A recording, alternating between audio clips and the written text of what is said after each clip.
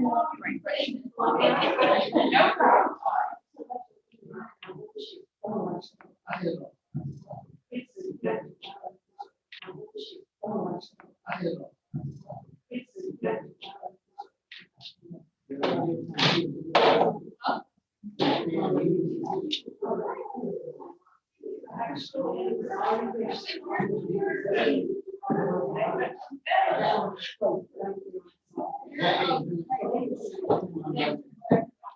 problem. That's like Captain States.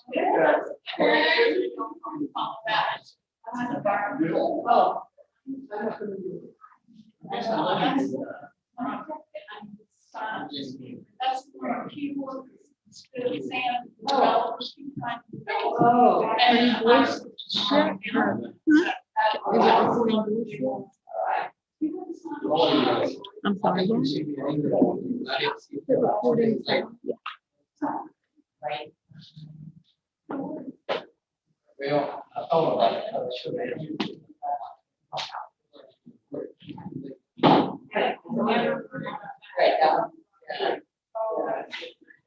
Yep. Larry has some plans tonight. She, yeah. They are babysitting. She said she would be so comfortable. The 1-year-old? Yeah. And she was like, Yeah. and they're down. Yeah. For my 1-year-old.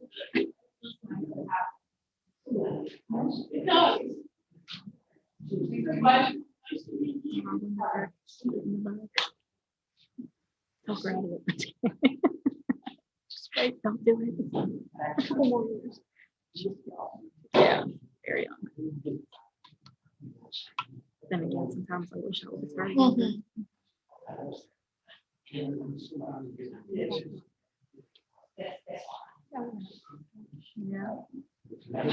No, it was nothing. I don't know that well. Yeah, that's my favorite part. How can you be a girl? Yeah, that's what I thought. But yeah, Well, I should be sure. they were cousins. Who did? They cut not that. The other, another cousin. I might be. She's really cute. Quinn, like 2 weeks ago. What's her name? Quinn. She looks just like. I'd like to call to order the June 10th, 2021 meeting of the County James Brown Planning Commission. For those that will, please join us in prayer. Father, we thank you for the opportunity to gather here tonight. We pray that this meeting is successful and productive. Please guide us during our discussion and give us wisdom concerning the issues we face. We pray that for the ability to work together in harmony for the welfare of the citizens, land, and natural resources of the county of James. In your most blessed name, we pray. Amen. I pledge allegiance to the flag of the United States of America and to the republic for which it stands, one nation, under God, indivisible, with liberty and justice for all.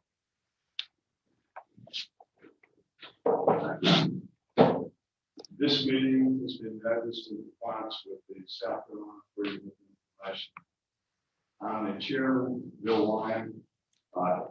Ed Steers is the vice chairman. My wife, Zenny Clear, is commissioner, and Deborah Goodwell is also a commissioner.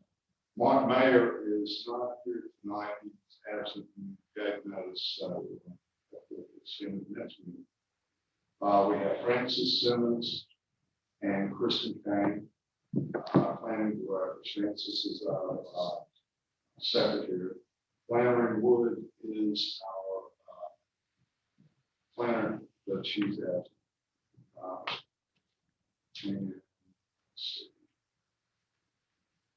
Do I have a motion to approve the minutes for March 11th? So. Second. All in favor, say aye. Aye. At this time, we'd like to encourage anyone who'd like to speak regarding the topics of this meeting tonight, or any other planning related topic. Please come up when your name is called. Please state your name, address for the record, and limit your comments to 2 minutes. Let's see. Karen Beard? Yeah. Sure. My name is Karen Beard, and at 537 Whitechapel Circle.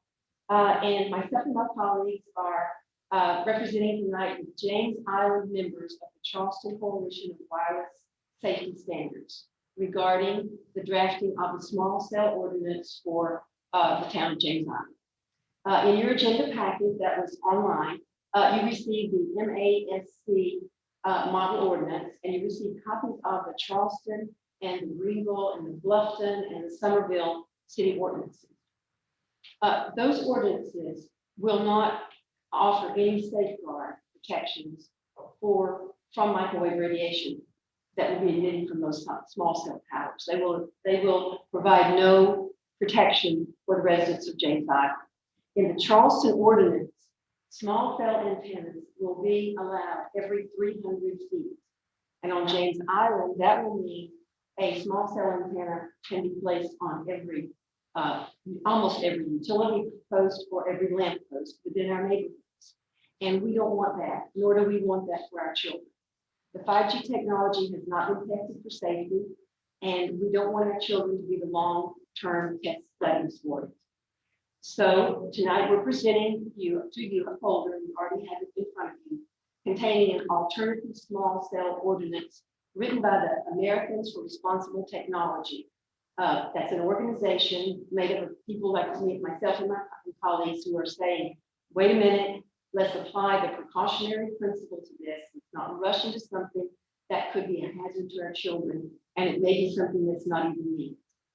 The benefactor of installing small cell infrastructure is the telecom industry. 5G is not about public safety, and it's not about closing the digital divide or addressing the broadband inequity issues. It is about faster video streaming, self-driving cars, the Internet of Things, and allowing telecom companies to compete with cable companies to generate more and more profits for themselves. We ask you to take a strong stand and write a small cell ordinance protective of James Island. And no, it will not be as easy as using one of the sample ordinances. And yes, there may be legal entanglements, but what better use of our attorney's time could there be than searching for and fighting for every possible way to protect James Island residents from technology whose safety has been disputed. In your folder, you will find all the information that was sent you by email last night, including a list of reasons to deny a small cell application and a list of what other cities are doing. And we thank you for your work on this, and we thank you for taking your time to consider what is best for James Islanders. Sarah Purcell.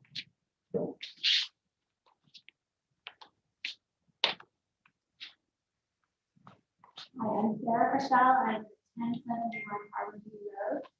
I'm a mother of 4, and I moved to town of James Island. I'm also a self-educated researcher on the topic of 5G.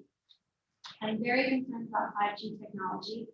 Safety has not been tested for safety in close proximity to the public. And we already know that radiation in any form is hazardous to our health. May I pause my reading of this and just explain the 5G technology, the wave is much shorter than any of the other technologies. And just like your parents told you not to stand next to the microwave when you were children because it was dangerous to our bodies, this microwave, the shortwave technology, which is 5G, will be microwaving everybody all the time. And we know that this is not safe for our bodies. So some testing has been done on 4G, but a lot of testing has been done on 2G and 3G. National Toxicology Program in 2019. The National Toxicology Program concluded there is clear evidence of connection between non-ionizing radiation and cancer.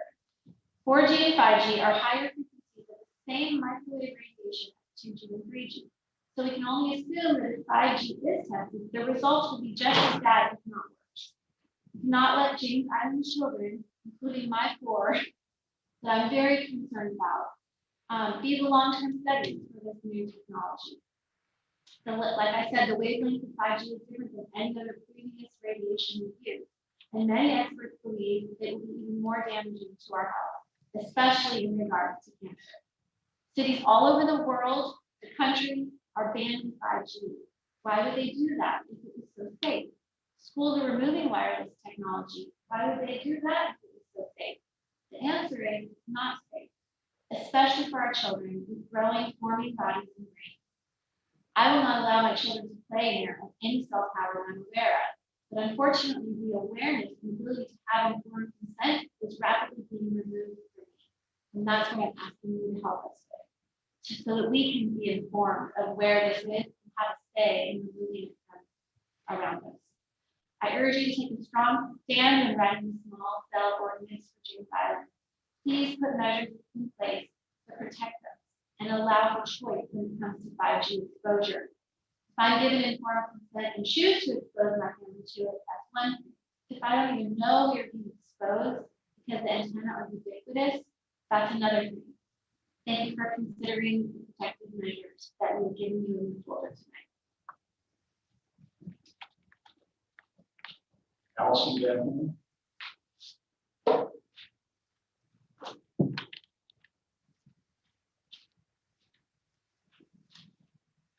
Hi, my name is Allison Van Horn. I am at 860 South Drive. I'm a mother of 2. I've been a James Island resident for 15 years. And I am electromagnetically sensitive. I have a heart condition that is aggravated by radio frequency. After finding this out, we spent the better part of the last 2 years just cleaning up our property. We don't use Wi-Fi. We have it turned off. We have it. We use wired internet. We cover devices for internet. We have had our smart meter removed, which is also very powerful radio frequency that was on my bedroom wall. Same with our water meter. We've had to have my doctor submit notifications of this. We've done everything that we can do in our power to protect my home, in our own home. But the thing that I can't control is the deployment of 5G. We live over a mile from the closest tower, which I feel okay now. But if this technology is deployed in the way that it needs to be deployed for it to work, there will be devices just, at least near or on my property, and I will have no say. So I'm very concerned about that. I think that it's really important that we look at other options. It's not the only way to deliver 5G. 5G can be delivered through fiber optic cable, which is faster, it's more secure. Just using hardwired internet in our home, my children are like, Mom, this is so much better, it's so much faster. It's not as unstable as Wi-Fi. So there's better ways. Right now, we're being sold that this is the only way to go. We can get 5G in a safer, better method to our neighborhood. So I would like you to consider that, and I thank you for your time. Thank you. Brooke White.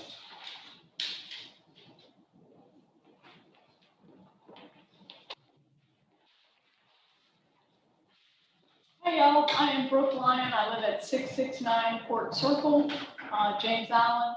And I want to thank you all, as well as council council's not here except for Councilwoman Mignano is here, for addressing this and looking at hopefully better, safer ways to adopt this program. However, we are legally bound to do so. Karen and I worked together years ago to fight the huge cell tower that they tried to stick in the soccer field right between our adjoining neighborhoods, and we were successful with that. It's my understanding we can't fight this completely, but maybe we can find a better way, a safer way to implement it. I'm very concerned about microwave radiation. I keep hearing that there's no proof that it hurts you. And then I hear, well, there's no proof that it doesn't hurt you. I found it very interesting what Allison and Sarah had to say. There's a place in West Virginia and Virginia called Green Bank. I just wanted to throw that out. There's no cell phones, Wi-Fi due to a high-tech government telescope. I'm not sure if y'all are aware of that, but a lot of folks like Allison actually have to go there to live because there's none of the radio frequencies there. And I know for me, when I talk on my cell phone for a long period of time, my ear hurts. I don't know if any of y'all have had that problem. I try to put it on speaker.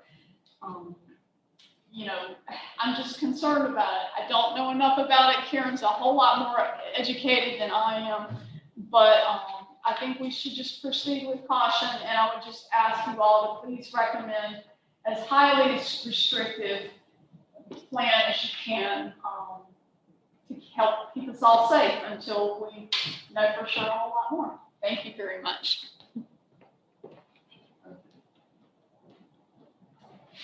So I'll turn it over to Kristen.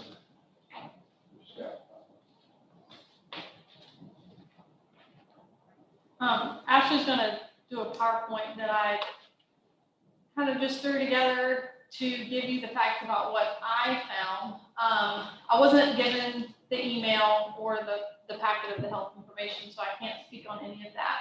I can just kind of go by what the municipal association recommends and what you can go ahead and flip through. Okay. I'm not an expert, so I thought what we could do was go over some ordinances that are around us, go over the municipal ordinance, and I'll take all your questions. I won't be able to answer them all. And what we could do is just take a couple months to go through this and go through all the options. And I can come back next month or the month after with hopefully some answers to questions that I cannot answer tonight.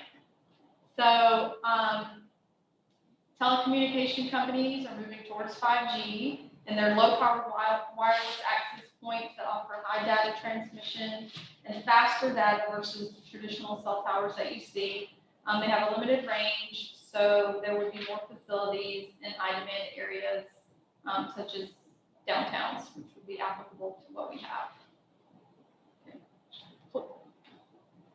So the Small Cell Wireless Facilities Deployment Act took effect in September of 2020, and it's a result of telecommunications companies pushing for preemptive regulations to help them deploy small cells.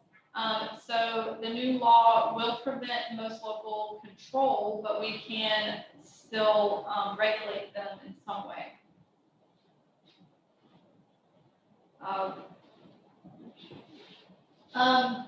So most local land use rules, they will have to allow the small wireless facilities as a permitted use, subject only to administrative review.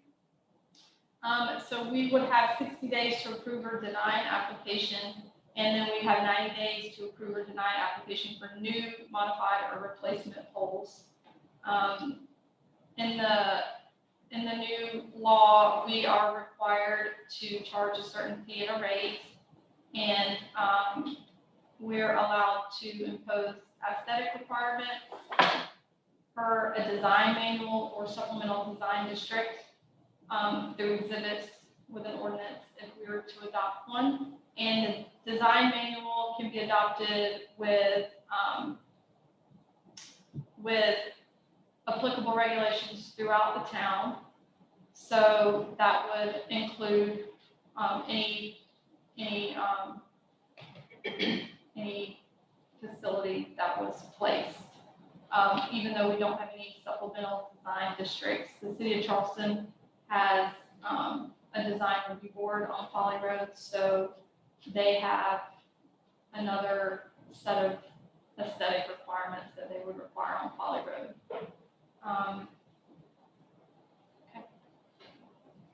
Who would municipality would either approve or disapprove of anything. Mhm. Would that be our planning director? Or would that be the council? It would be administrative unless we disapproved it and they appealed it. It would go to the Board of Zoning Appeals, from what I understand.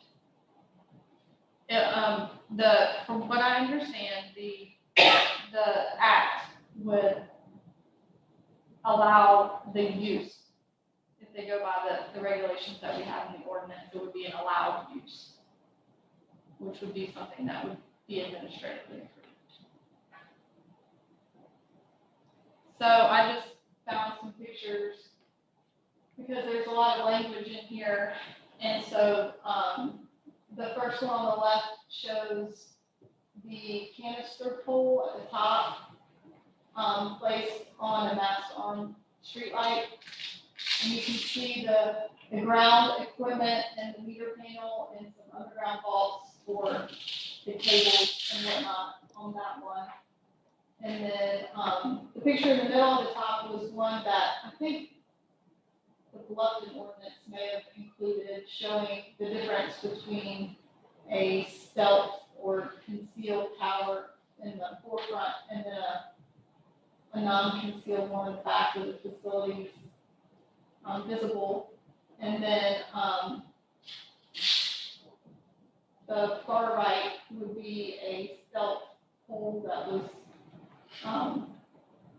placed just for the facility. And then all the two right on the bottoms are obviously the facilities placed on existing utility poles. The one on the right shows the cables not shrouded. And then the one in the middle shows them somewhat shrouded, I guess, in the canister and then the pole at the top. And then bottom left is one placed on an existing mast arm stoplight at the top with a light concealed. Is there a reason these things are just like maximum about 15 feet above the earth? Do you know? I can, Yeah, go ahead. so these, for 5G that's in the 1 millimeter wavelength range, they work by line of sight and they don't transmit long distance very far. So they need to have a clear line of sight in order for the wireless technology to work. So if you put it down close to the ground, it wouldn't have line of sight to the reception that you want to get it with, like your phone or your car or your home. So then you would know why one of these during beard mentioned while ago 300 feet. Right, so And then if your you, proposition just a moment ago said 1,500 feet max. it depends on the wavelength, not the frequency, but the wavelength that's being sent out. So electromagnetic radiation travels in waves, and it ranges from very short wavelengths, which are dangerous, like gamma radiation or X-rays, to very long wavelengths, like AM and FM radio, where the wavelength is miles long in AM radio, the length from one wave of electromagnetic energy to the next. And visible light is electromagnetic energy too. And so the UV side of visible light is a shorter wavelength and more dangerous, right? So UV radiation from the sun is something to protect ourselves from because it causes cancer. X-rays, gamma rays, we know that they can be dangerous. Microwaves, on the other hand, are long wave. So microwave radiation is safer for you than the sun. It's safer for you than infrared energy, which is heat. Heat is infrared energy. So heat travels in wavelengths that's shorter than microwaves. Microwaves are safe. They're safer for you than standing next to a fire. They're safer for you than standing in the sun, it turns out. And so this 5G technology can be installed at different wavelengths and frequencies. So the frequency is how often the waves are sent, and the wavelength is how short or long the wavelengths are. And when you think about safety, short wavelength is high energy and dangerous. Long wavelength is low energy and harmless, or much less dangerous, depending on the range that you're And so I think in order to get 5G to work in the 1 millimeter wavelength frequency, which is what a lot of telecommunication companies are working with because it's the fastest, you need line of sight, and therefore it has to be high, and it doesn't travel long distance well. So the signal needs to be sent every, whatever they say, 300 feet, 1,500 feet, in order for it to, and if there's trees or other things in the way, then the signal is not going to be clearly interpreted. So that means if your house is looking at the pole, and my house is behind your house, I probably wouldn't be able. I don't know for sure, but it does work by line of sight. So whatever receptor it would be needed for a home would need to be able to have a clear view of the wavelengths being sent by the signal maker. If it was in that wavelength, but there's different wavelengths for 5G. And so I think that's kind of like, not my expertise, but I guess that's where the telecom companies need to figure out, like, is the speed worth putting up all of these receptors every 300 feet? Or how does their business model work? But that's not my expertise. I can just tell you about electromagnetic radiation. Of course. Interesting. Okay, look to the next one. So I just put some points out of the model ordinance that you all got a chance to look at. There's definitions in there, application requirements and fees. There's basic requirements for aesthetics, and that was written that way on purpose in case any municipality just adopted the model ordinance without adopting the design manual or supplemental design district as well. There's appeal procedures, removal, relocation, modification procedures, user fees, and per pole fees for municipality poles, and a lot of legal info, and exhibit safe at the end for supplemental and design manuals.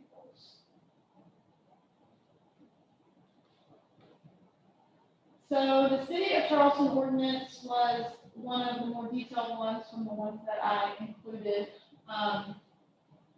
So their application fees were just a little bit different than the model ordinance. And they were the only one out of those that had an additional application requirement for the maximum permissible radio frequency exposure report by the licensed radio frequency engineer or electric engineer. So their design guidelines were preferable to pole top canisters with the panel microwave and omnidirectional whip antennas allowed where necessary. The pole top canisters were allowed 3 cubic feet of volume and 28 cubic feet for shrouding and equipment on the pole. The replacement poles should match the original or existing poles. The architecture should be similar for new poles. They require ID markers on their poles, and sharing and co-location is required, but they don't want any overcrowding of poles. So no more than one per pole if there's an unoccupied pole within 300 feet radius. So if one doesn't exist, then I think I should say type 2 structure. And they have separation distances and the type of structure allowed is according to the zoning district breakdown. And they all have a height limit of 5 feet above an existing pole, which is not to exceed 40 feet. They have reference to their street lighting design guidelines that they have in the regular ordinance. They discourage freestanding single-purpose towers, and a design review board must approve if it's in an applicable district, which most of the city of Charleston is. City of Greenville was a little different. They have the same requirements for concealed and shrouded. It has to be the same circumference as the previous pole.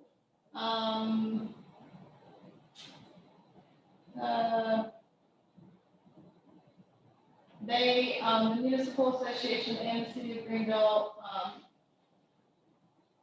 have a statement in there that says co-location must be proven to be not feasible if there's a new pole erected. And if there is, then it must be similar in size. And they have design review boards as well in some districts. in the city of Greenville.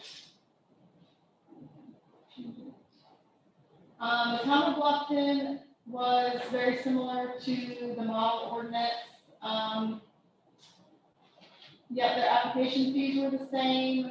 Their new poles were basically the same, no more than 40 feet from the ground in residential, 50 feet in other areas, or 10 feet above an existing pole. Co-location is required unless it's not feasible.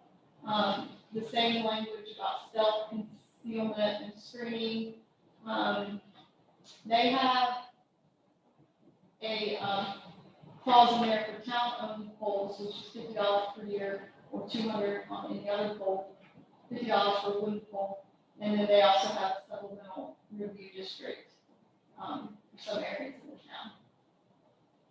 town. And then at Somerville, I'm pretty sure Somerville was basically the same. I didn't see any major differences in Somerville, so you can just flip to the next one. I don't remember anything I was looked at. So like I said, I am just presenting what I know about it, and if you have any questions that I can't answer or that anybody else can't answer, like Deborah, then we can go over that and then come back in another month and I can try to research it and find answers.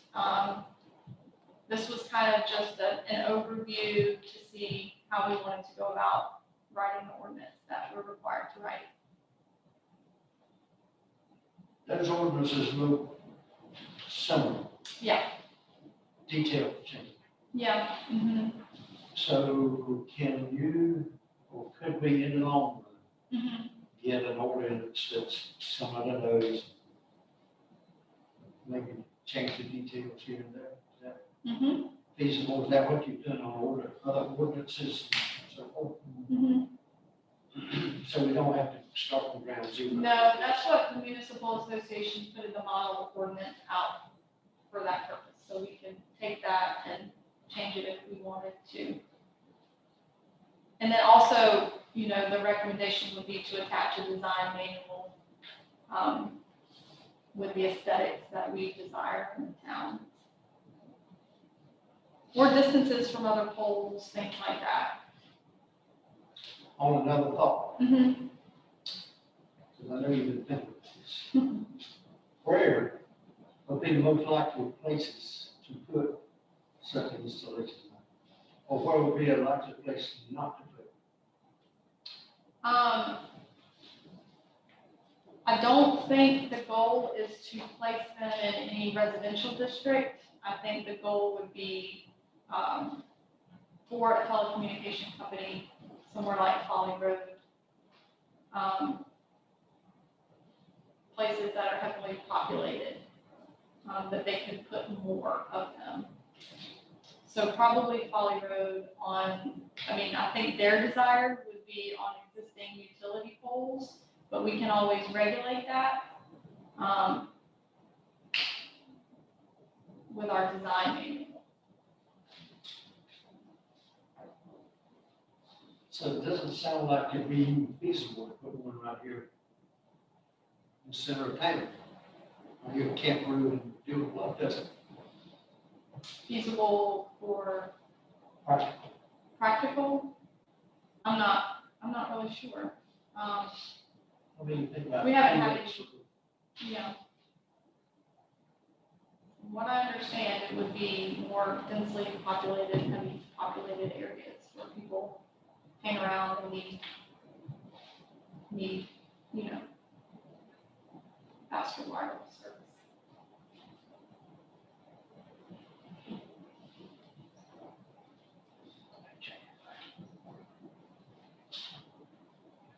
I have a question. How big is Bluffton? It's mostly residential, right?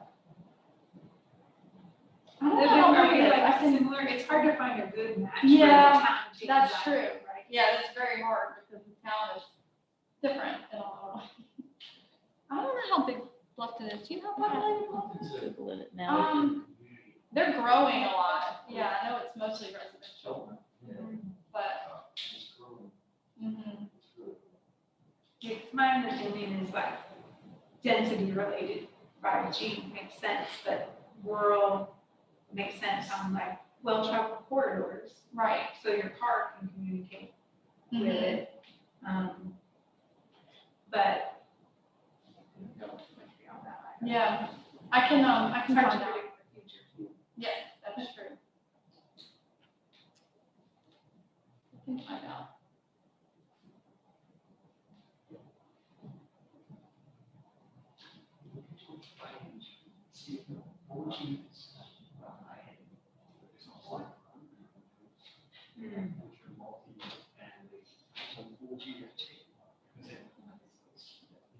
Bluff has 20,000 people. Oh. But I mean, Yeah, I have a friend who lives there, and I've heard, I mean, I've visited there. And that's- Rural residential. Bluffton, I don't really know how big it is, just from the school. Because like Right. my kids go to high school, and they like Bluffton, but they're from the school. yeah, I think you're right. We're gonna track and see. Well, It's not Probably always, similar in size, I think. but I don't know. It's James Island.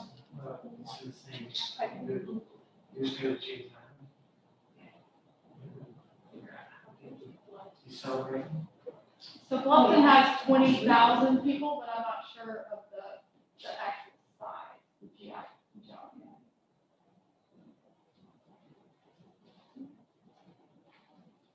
Due to the nature of the layout of the business district here, Mhm. in Hollywood, it seems like we would need an ordinance that adheres primarily to the cities, To the what? city of Charleston, Oh. Mhm. very similar, definitely not a conflict. If we get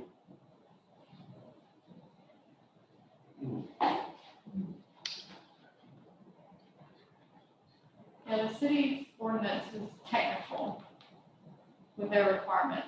I'm sure they probably sent theirs to a consultant, to get it looked at for all those technical. We don't need to be nearly as technical as. I wouldn't think so. Why not?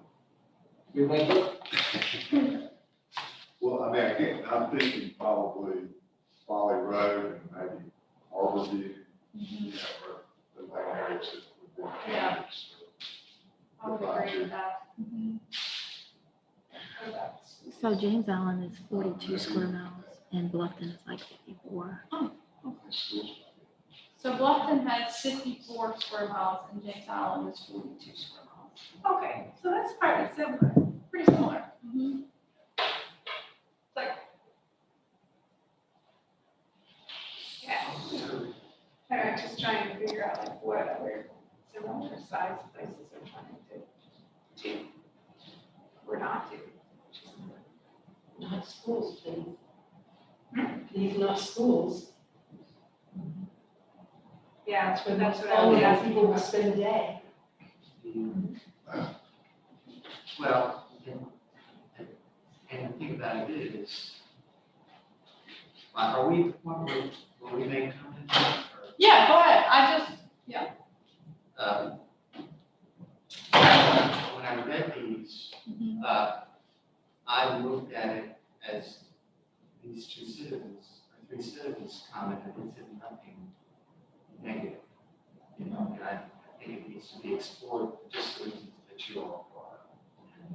I remember, I called it Cell Tower Gate. We went through that before. We received similar objections and things like that, and we moved to err on the side of the community. And so we're sort of going through that again, and I think we need to get information about safeguards and things like that. The biggest industry that we have on James Island to me are the schools. and they would have the greatest need for internet, quick response for students and things like that. So those two things are sort of mutually exclusive to what you're saying. Where do we put it? We have to have good boundaries and things like that to do that. One of them said that in a 2-mile radius, you can only have 30 stations, which seems like a lot, but it's a 2-mile radius. They suggested that. Something on those lines and on certain areas where it should be. And that was great with you because I could see it in front of my house. And it looks like that's something you could be excluded, which is, who knows? We don't really know. My question too is, who is the person or persons that will approve the application? Who is that person going to be, or persons? I'm not really exactly sure yet. That's something we have to look into. We haven't gotten any applications yet. It looks like in some instances it's public works, and some that's planning. Just by the We have the qualified engineers to do that. yeah, and we can also consult with a firm to do that as well. It's written in the model ordinance that if that needs to be done, we can hire a consulting firm to look at applications as well. I mean, that's a concern that I have. You have a person on staff to make the decisions once, and maybe they should help with the drawing the parameters too. Yeah, well, we need to probably draw the parameters first in the ordinance. And then, if we get an application and it's complicated, then.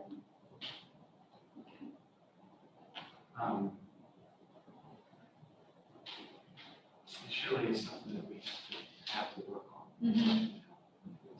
I don't feel.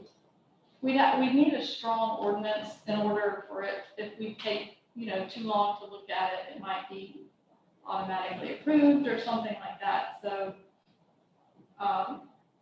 we need to have the ordinance in place before we get any applications.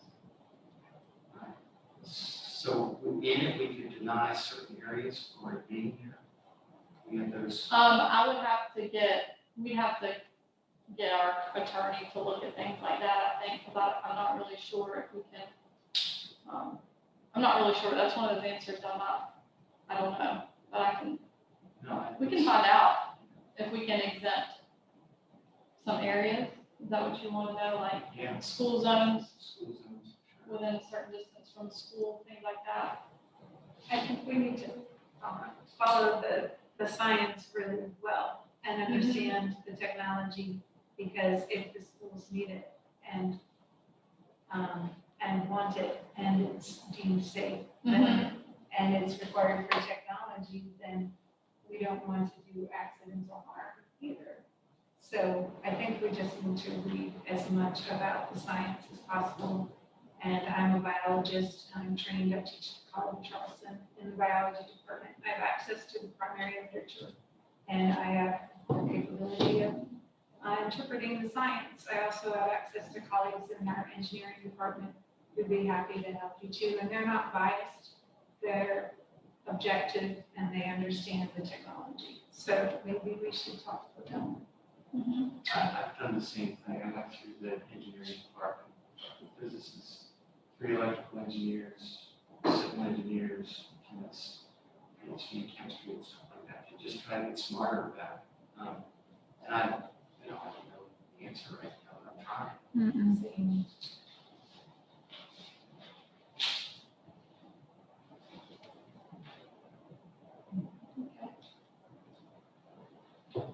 Can I ask a question? This really is open to public.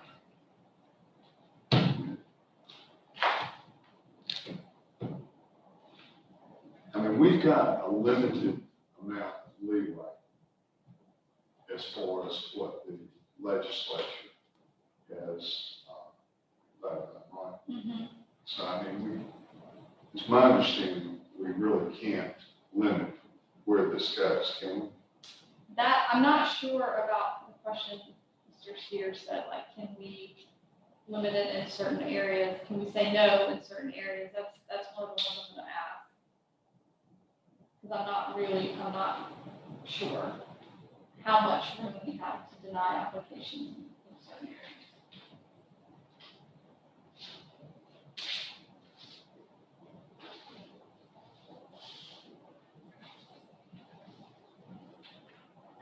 If there's anything else you can think of you want me to research or try to find out before the next meeting? Look, how specific we can be as far as the aesthetics for the antenna itself. Okay, And that is some of the pole top canisters was used in some cases, and that seems like that would be the least invasive okay. type of antenna. How specific could we be as far as that goes? I'm curious about the ordinances and any municipalities that have decided to promote or ban certain 5G wavelengths or frequencies. Okay. And if that's happening and why. Right, and that's, None of the stuff I read seemed to indicate that there were any like regulations about what wavelengths could or couldn't be used. I mean, 5G has this like set wavelength range, and I think that there's more than one way to deliver it. So I'd like more information about if that's something other municipalities are trying to regulate. I'm curious, I didn't see anything you had about Holly Beach. I can ask about Holly Beach. But with vacations over there, I don't think they would be that interested, but they might, I don't know.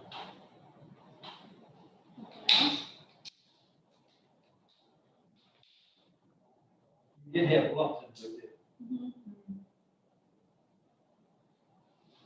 It's not as easy as you think it would be to find information. And it's all new for us. And yeah, it's very new for everybody, so we're all. But some people already got on, they on the boat, right? I saw something on David about a year ago. Yeah, that's when the act. So what do you want from us? Just anything, any kind of questions, suggestions, and then we can just bring it back again next month with hopefully some answers. What if we take that little suggested Model ordinance? model Mm-hmm. and think about if we should change it or add to it or Mhm. question it or whatever. I mean, I think it may be wise to start with the model ordinance, adopt a design manual, find out what we can do with the aesthetics, with that. And adopt the design manual that way. We can always amend the design manual a lot easier than going back and amending the entire ordinance that's required. Do you have a perception of any particular skill? In other words, does this have to be done before we do some work? There's not a deadline. But,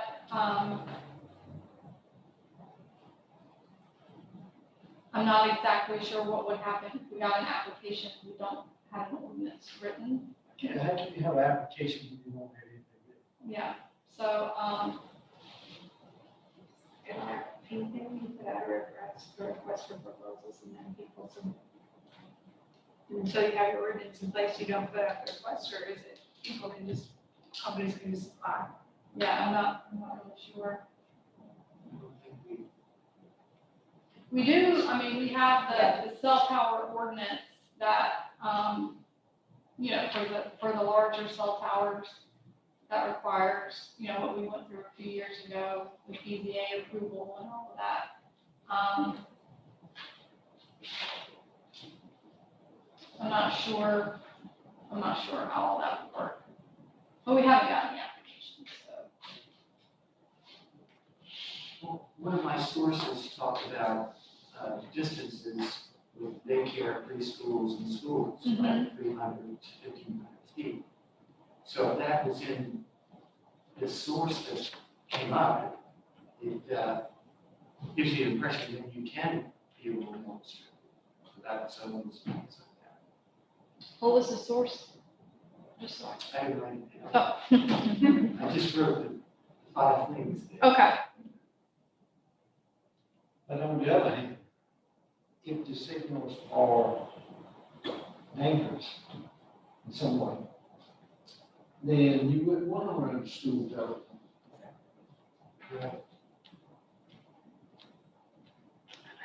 I have a colleague who's an environmental lawyer, and I'll ask her what's happening in her neck of the woods in Montana, which is rural. See what she has. And maybe there's people we can bring in to talk about it. Experts, because Yes, I'm definitely yes, not yes, yes, yes. Right, and ideally non-biased, not from Right. telecom. right. Not Verizon. Right. Mm-hmm. Maybe, and then you do have to have, need a Verizon person, then another person. And then you have some sort of, so you figure out. Set up a boxing ring. Yeah, we could bring some popcorn. But yeah, I can look into that too and see if we can get some speakers to come in and explain things a little more. I'm a dev trying to read over and reading a lot, but. Well, I appreciate Sure, I that. have time for my grant session. It's very complicated. It is, it's not straightforward. And the ordinance stuff, it's, you know, it's legalese, it's hard to. It is, it is. Okay, there's one at T, Broad Street and East Bay. And I ran around, and that was the only one there that I could find. You wonder why there's only one that I could find. I don't, you know, why is that? I think the technology is so new that until they can Nobody sell wants it to to us, do they're it. not going to install the, But, I don't know. It's a good question. And I'm not sure, that's another thing I can ask, but I'm not exactly sure if the city of Charleston, that might be part of their underground district. And maybe they got some kind of special permission to just put the one and all the rest are underground. I couldn't get a lot of information when I asked. I mean, that's good, that's a good answer. So they can do it underground then too, If if it's fiber optic. it's a supplemental, if the district is designated as an underground district already. You still have to have a tower. You have to have some tower. You know, from what I read, I thought it, you know, that would be an appeal procedure that would go to the Board of Zoning Appeals, and that may be how they got the one that you could see. I would assume that downtown Charleston has some underground zoning. Okay, well, that's a good answer. Do But I'm not- we know what they have, what they tell us? Yeah, I got a link to their ordinance when I asked. But I can ask a little bit more detail now that I have some questions, some specific questions, and know what to ask. Like, for example, where are they there? You know, are they there? Are they on the ground? Are they hidden? Are they not allowed? How do they handle that? It's aesthetically nice. You see other people make art. No, but they're not hideous, like No. in images I've looked at. I haven't seen the one on Broad Street these days. It's very nice to most part. Okay.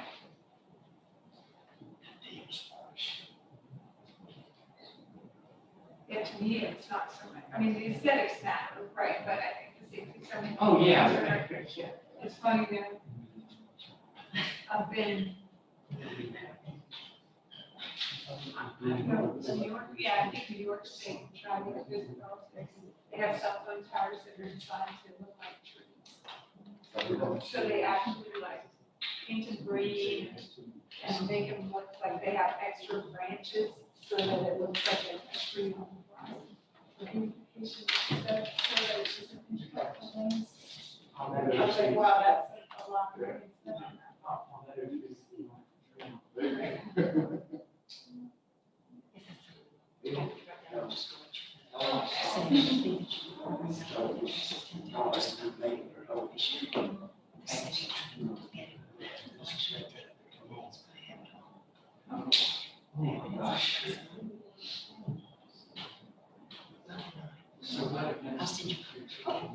I have high school, and there wasn't for a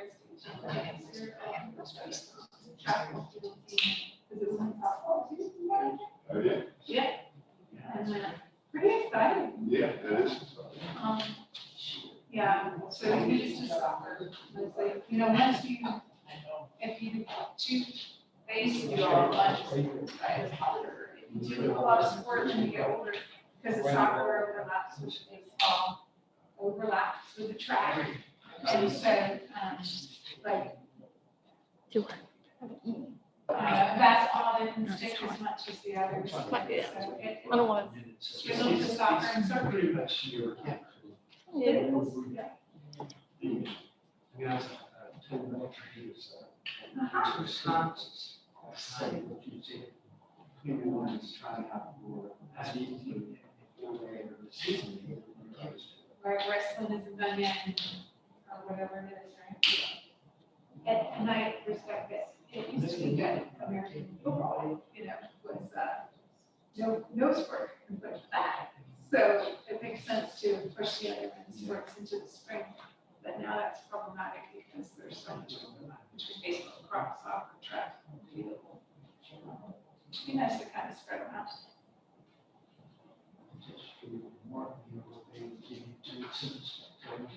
That's all the questions I have. Okay. Anybody else?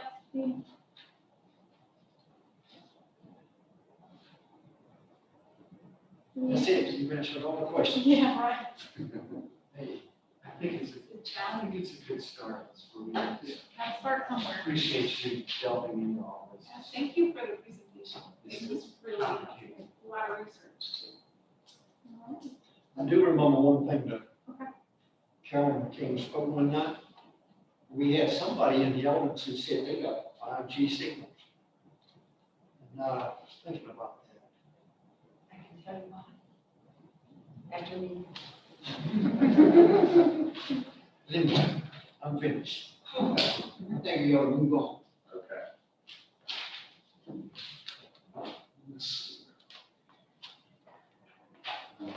I don't have any comments. Do any of the commissioners have comments? Okay. Our next meeting will be July 8th. If there are no further business, this meeting of the James Island Planning Commission stands adjourned.